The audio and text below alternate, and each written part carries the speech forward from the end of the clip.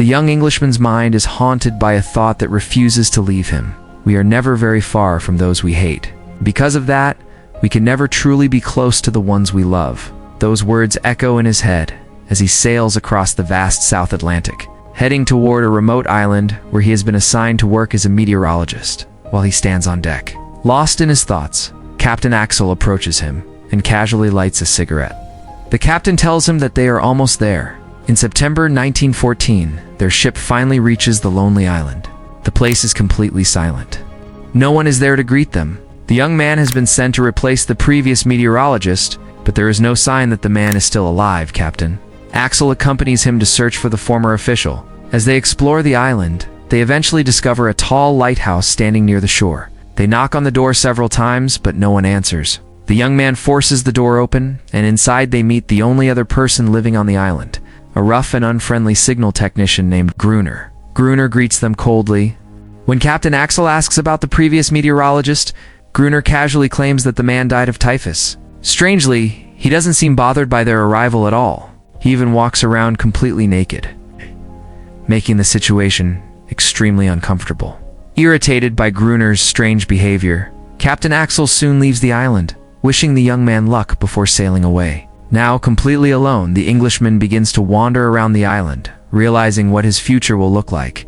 For the next 12 months, just like the meteorologist before him, he must live here and record the intensity and direction of the winds until someone arrives to replace him. Later, when he returns to his cabin to organize his belongings, he discovers the diary of the previous meteorologist. The man's name was Alder. Inside the diary are several strange sketches, a photograph of Alder's wife, and a disturbing drawing of the lighthouse surrounded by mysterious creatures. The next morning, the young man notices strange circular patterns made of rocks in the sand. Curious but confused, he continues his work. He walks toward the coast with a telescope to begin observing the weather. When he looks through his binoculars, he spots Gruner again. A strange man stretching his naked body as if preparing for another long day of doing absolutely nothing. That night, while reading inside his cabin, the young man hears faint noises outside his door. At first, he assumes it is Gruner, but the sounds grow louder, scratching, rustling, and low growls coming from the darkness. Suddenly, everything goes silent. Then a reptilian hand slowly appears under the door. Terrified, the young man immediately steps on it. The creature outside reacts angrily, and soon he hears several more creatures gathering outside the cabin. Realizing he is surrounded, he quickly hides beneath the floorboards while the monsters begin forcing their way inside. The creatures tear through the cabin searching for him, but they cannot find him. When the footsteps finally stop, the young man carefully peeks through a small crack in the floorboards. To his horror, one of the creatures is staring directly back at him through the same opening. Acting quickly, he stabs the creature's eye with his knife. Shaken and terrified, he remains hidden underground for the entire night. The following day, he runs to the lighthouse and calls out to Gruner, desperately begging him to let him inside. But Gruner refuses. Determined not to die helplessly, the young man returns to his cabin and spends the entire day reinforcing it. While searching through his belongings, he discovers a rifle and prepares himself for the next attack. When night falls, the monsters return. Dozens of strange creatures crawl out of the darkness, slowly surrounding the cabin. The young man braces himself and begins shooting them one by one, but there are simply too many. Eventually, he has no choice but to start a fire to drive them away. The flames scare the creatures off, but they also begin burning the cabin. Forced to flee, the young man runs into the rain as his home is consumed by fire. Luckily, a heavy downpour stops the flames before everything is destroyed. The next day, he notices Gruner leaving the lighthouse. Curious and suspicious, the young man secretly follows him down toward the rocks. Just as he prepares to confront him, a blue female sea creature suddenly attacks. He quickly points his gun at her, but Gruner stops him and shows that the creature is harmless and vulnerable. Taking advantage of the moment, the young man offers Gruner some of his remaining supplies in exchange for shelter. Gruner reluctantly agrees and introduces him to the strange creature, calling the young man a friend so that the creature will accept him as well. Soon after, they return to the young man's cabin to collect his remaining supplies. While searching through the place, he realizes something shocking. Previous meteorologist did not die of typhus. He was killed by the same sea creatures that attacked him. Gruner insists that they must return to the lighthouse before sunset because the creatures will attack again once darkness falls. After carrying the supplies back, the young man collapses from exhaustion. When he wakes up, he discovers that 2 days have passed. The female sea creature is beside him, gently licking his burned hand as if trying to heal him. Later, the young man speaks with Gruner and takes inventory of their ammunition. Gruner explains that the creature, which he calls a toad, behaves like a loyal dog that refuses to abandon its master no matter how badly it is treated. The young man watches the creature with fascination, sensing that she is different from the others. But Gruner warns him never to trust her, believing that her quiet behavior hides something dangerous. Gruner then shows him the rest of the lighthouse and brings him to the top. The young man wonders why Gruner chose to remain on the island even though he had the chance to leave when the ship arrived. Gruner replies that he will never return to the civilized world. On this island, he is the master of his own destiny. The young man, however, insists that he will leave as soon as the next ship arrives. Gruner simply wishes him good luck.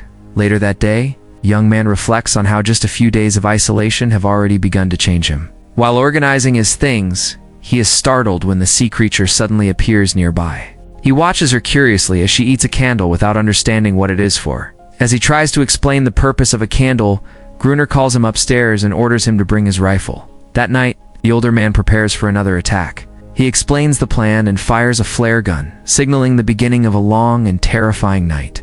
In the distance, the female creature cries loudly toward the sky. Moments later, a massive crowd of sea creatures rushes toward the lighthouse. Gruner immediately opens fire, but the young man becomes overwhelmed by fear. Instead of fighting, he slowly backs away until he loses consciousness. Gruner is left alone to face the terrifying swarm of monsters. The following morning, Gruner is furious at the young man's cowardice and orders him to fetch water as punishment. When the young man returns with the water, he hears strange pounding and wailing coming from Gruner's room. Curious, he looks inside and is shocked to see Gruner forcing himself on the female sea creature. Disgusted and disturbed, he quietly leaves. Later that day, the two men sit together for lunch in awkward silence. The young man feels ashamed for failing during the attack and too uncomfortable to confront Gruner about what he saw. Finally, Gruner breaks the silence by slamming his fist on the table and telling him that he has only one last chance to prove himself. That night, Gruner fires the flare gun again to attract the creatures, but when the monsters approach, the young man becomes terrified once more. Furious, Gruner locks him outside on the lighthouse balcony, forcing him to face the monsters alone. Gunshots echo through the night as the creatures attack, but Gruner eventually falls asleep inside. When morning arrives, Gruner opens the door, expecting to find a corpse. Instead, the young man is still alive, standing there covered in blood and staring at him with an empty expression. From that moment on, months begin to pass. The two men fall into a strange routine. The creatures continue attacking several nights in a row, forcing them to remain constantly alert. The days become repetitive, while the nights grow longer and more dangerous. Their survival depends on cooperation. The young man fetches water every day, while Gruner maintains their weapons. One day, the young man suggests that the creatures might be coming to the lighthouse to reclaim the female sea creature, but he cannot understand why she allows her own kind to be killed, or why the monsters sometimes skip their attacks. Gruner doesn't care about the reason. All he wants is to exterminate them. Later, the young man returns to the ruins of his old cabin to recover some belongings. Looking at himself in a broken mirror, he barely recognizes the person he has become. Hoping to reclaim some part of his old self, trims his beard. On his way back to the lighthouse, he discovers the enormous skeleton of a whale and picks up a bone fragment. That night, there is no attack. For the young man, the silence between battles feels even more terrifying than the battles themselves. While wandering outside, he approaches the female creature for the first time and gently touches her cold skin. Slowly, he begins to feel sympathy for the strange being and gives her a name, Oneris. But while he grows attached to her, Gruner treats her like a servant and a slave. One evening, Gruner invites him to play a game of chess. During the match, the young man begins sharing his theories about the sea creatures and their mysterious existence. Gruner angrily tells him to shut up and focus on the game.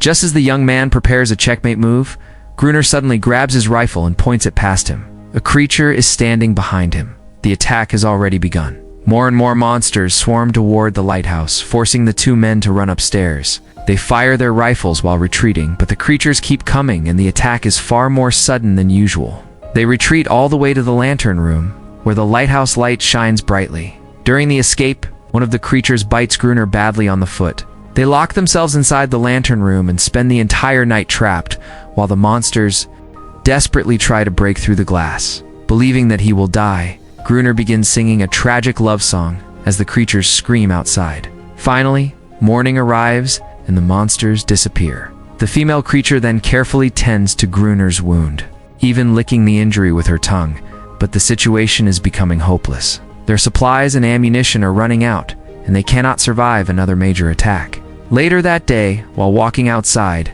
the young man notices a ship far away on the horizon. Excited, he runs back inside the lighthouse to grab the flare gun, but Gruner suddenly attacks him and pins him to the ground. Runar is terrified of something far worse than the monsters. He is terrified of having no one left to hate. Daenerys suddenly steps forward, trying to protect Friend from Gruner. Her attempt to defend him only makes Gruner even more furious. Overcome with anger and frustration, he storms out of the lighthouse carrying the flare gun. Friend runs after him and shouts that Gruner is simply afraid of being left alone and having no one left to fight. A little while later, Friend tries to communicate with Daenerys. He shows her a small boat he has carved out of bone, hoping she might understand what it means. Surprisingly, she seems to grasp his intention. She quietly leads him away from the lighthouse and toward the shore, where an abandoned rowboat lies hidden. Back at the lighthouse, Friend excitedly tells Gruner about the discovery, but Gruner calmly reveals that he already knew about the boat. He explains that years ago, a Portuguese sailor used that same boat after surviving a shipwreck near the island. Unfortunately, the sea creatures eventually killed the man. According to Gruner, the wrecked ship had been carrying dynamite. However, he assumes that the explosives are useless now because they must have been soaked with water for years. Still, the idea sparks curiosity in Friend. He suggests diving down to the shipwreck using an old atmospheric diving suit, but Gruner immediately dismisses the idea, warning him that such a mission would be nothing short of suicide. Despite the warning, Friend continues working on the plan. One afternoon, he begins painting the rowboat, hoping to make it seaworthy again. While working, he hears distant howling and looks up to see Daenerys, swimming nearby in the ocean. He slowly removes his clothes and walks toward the water. The two move closer to each other, and for a moment it feels as if he might kiss her. But from the lighthouse, Gruner watches everything in silence. Later that night, while Friend sits quietly reading a book, Gruner suddenly approaches him and hands him the diving suit. After witnessing the moment between Friend and Daenerys, jealousy has changed his mind. Secretly, he hopes the dive will kill Friend. The following day, they take the repaired rowboat out to sea, toward the shipwreck. Before Friend enters the water, he explains their only method of communication. If he needs more air, he will tug the rope connected to the surface 3 times. Then he climbs into the old diving suit and slowly descends into the dark water. Below the surface, he begins searching through the wreckage until he finds crates that once carried the dynamite. He starts attaching ropes to several small boxes so they can be pulled up. While working, he suddenly notices something moving. A small infant sea creature peeks curiously at him through the glass of the diving helmet. Startled, Friend loses his balance and falls to the ocean floor. Panicking, he tugs the rope as more creatures begin gathering around him. Above the water, Gruner watches the rope carefully, hesitating. For a moment, he considers abandoning Friend completely, but suddenly the young man frees himself from the heavy suit and swims desperately toward the surface. When he finally climbs into the boat, gasping for air, Gruner reluctantly pulls him aboard. After returning to the lighthouse, they open the recovered crates. Most of the dynamite has been ruined by water, but one box still contains dry explosives. Winter is approaching, and they know the attacks will soon become worse. So the two men create a dangerous plan. They will lure as many creatures as possible into the lighthouse, and then detonate the dynamite, hoping the explosion will scare the monsters away forever. But that night, nothing happens. Weeks pass quickly, and still the creatures do not return. Gruner becomes restless and impatient, constantly waiting outside in the freezing air for another attack. One night, Friend finds him standing outside again, almost frozen. He urges Gruner to come inside and take a break from guarding the detonator. Another day, Friend and Gruner wait for Daenerys to bring fish for their meal. Instead, she returns carrying only starfish. Angered by this, Gruner kicks her and blames her for revealing their plans to her own kind. Furious, he grabs Friend by the shirt and announces a new strategy. This time, they will leave the lighthouse door open and lure the creatures inside for an ambush. That night, Friend keeps watch at the open door, while Gruner prepares the explosives above. Hours pass without any sign of the monsters. Growing impatient, Gruner drags Daenerys beside him and forces her to cry out, hoping her voice will attract the others. Moments later, a sea creature suddenly attacks Friend at the entrance. He manages to escape, but more creatures are already rushing inside the lighthouse. Friend runs upstairs, shouting to Gruner that the monsters are already inside. Gruner tries to detonate the explosives, but something goes wrong, and the detonator fails. With no time to think, Friend races to the top of the lighthouse and reconnects the wires. A massive explosion shakes the building, killing many of the attacking creatures. But the destruction is not enough for Gruner. Still furious, he ignites a second group of explosives much closer to the lighthouse. The blast knocks both men unconscious. The next morning, Friend wakes up and immediately searches for Gruner. When he finds him lying on the ground, he shakes him desperately until the older man begins moving. Relieved, Friend listens as Gruner quietly begins singing a song. This time, Friend joins him. Outside, the beach is filled with chaos. Dead and wounded sea creatures lie scattered everywhere. Gruner walks among them with a spear, finishing off the survivors. While examining one of the bodies, Friend notices something strange. One of the creatures is wearing a necklace. This discovery makes him realize that these beings might actually be more intelligent and civilized than Gruner believes. Gruner angrily snatches the necklace and throws it into the sea. That evening, while they wait for another attack, Friend hears Daenerys and the remaining creatures mourning the dead. Gruner approaches him and finally reveals something important. Years ago, he found Daenerys trapped in a fishing net when she was just a baby. He saved her life, and since then, he believes she owes him everything. Later, Daenerys disappears again, but Gruner confidently says she will return as she always does. Friend, however, begins to regret everything they have done. Gruner feels no remorse at all. One morning, Friend arranges stones in the sand and places the carved bone boat in the center, hoping the signal might somehow attract rescue. Meanwhile, Gruner continues preparing more explosives to keep frightening the creatures away. Yet strangely, no attacks happen that night either. One evening, while cleaning the lighthouse, Friend discovers something unexpected among Gruner's belongings. A wedding photograph. On the back of the picture are the words love, love, love. The woman in the photo looks familiar. Friend suddenly realizes she is the same woman whose photograph appeared in the old diary. In that moment, the truth becomes clear. Gruner is actually the former meteorologist. He never left the island. And despite everything, some part of his humanity still exists. Realizing how meaningless the passage of time has become, Friend erases the marks he used to count the days. The reason he came to the island no longer matters. There is no work here except surviving. Later, as Friend walks along the shore to retrieve the carved boat, a small child sea creature suddenly approaches him. Behind it stands Daenerys. This time, she is not alone. Several creatures stand beside her, calm but watchful. Friend senses that they want peace, but Gruner refuses. All he wants is Daenerys back. She refuses to return. Furious, he keeps shouting that no one ever leaves him. Then suddenly he fires a flare gun. The flare strikes the child creature directly in the chest, killing it instantly. Daenerys looks at Friend with deep disappointment and sadness before turning away. As Gruner continues firing at the creatures, Friend rushes toward him. The two men struggle violently until Friend knocks. Gruner quickly regains the upper hand and grabs an axe, preparing to kill him. In desperation, Friend calls him by his real name and tells him he is not a murderer.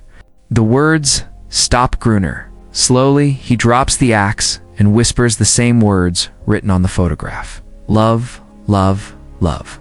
For a brief moment, it seems as if the man remembers who he once was. He walks outside and stares at the stars. Then the sea creatures surround him, and this time they do not spare him. Months later, another ship arrives to deliver a replacement meteorologist. When the captain meets Friend, he mistakenly calls him Gruner after seeing the strange life he now lives. Friend does not correct him. Gruner's legacy has already taken his place. The young man remains on the island, believing he has finally found the peace he once searched for. Standing on the lighthouse balcony, he watches the distant boats while Daenerys swims freely back into the open sea. He escaped one hell only to find another. The world war he left behind promised the end of humanity, yet on this lonely island, he discovered something just as dark. He came searching for silence and emptiness, but instead, he found a living nightmare filled with monsters. And yet, in the end, he understands something important. There is no life without love, no hope without love, and no humanity without love. And that's a wrap on today's recap. If you enjoyed the ride, don't forget to like, subscribe, and hit that bell so you never miss a plot twist. Got a movie you want recapped? Drop it in the comments below. This is DX Recap Shorts. See you in the next one.